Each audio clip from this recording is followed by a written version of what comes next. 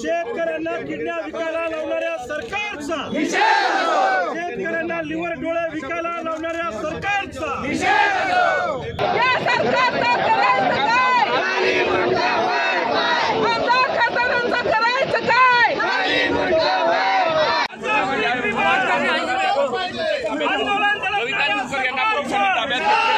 आपण दृश्यांमध्ये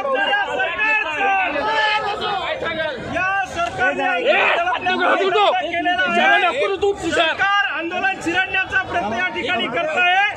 शेतकऱ्यांना न्याय मागण्याचा अधिकार नाहीये का? अरे तुम्हाला जर न्याय देता येत नसेल तर किमान आंदोलन चिरडण्याचा प्रयत्न करू नका।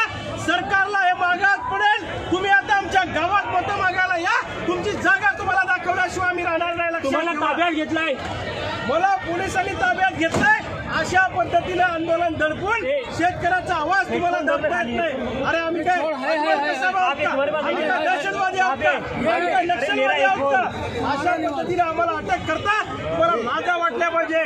सोयाबीन कापसाला भाव द्या, नुकसान भरपाई द्या। पोलिसांनी तुम्हाला एकट्याला ताब्यात घेतलाय, बाकीच्या आंदोलकांना सोडून काय भूमिका वाटते? मला ताब्यात घेऊन पोलिसांना हे आंदोलन चिरडण्याचा प्रयत्न करायचा आहे। पोलिसांना हे आंदोलन दाबायचं आहे, पण शेतकऱ्याचा आवाज दबणार नाही।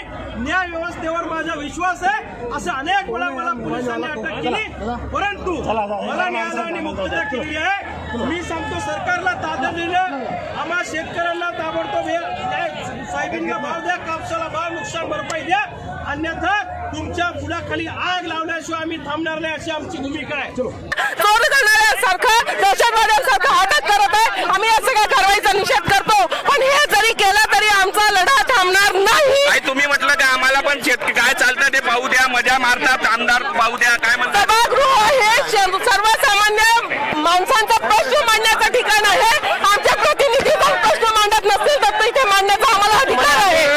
तुम्हाला काही आम्हाला न्याय मिळालेला नाही, कोणी न्याय दिला नाही। भूमिका काय असणार तुमची? आमचा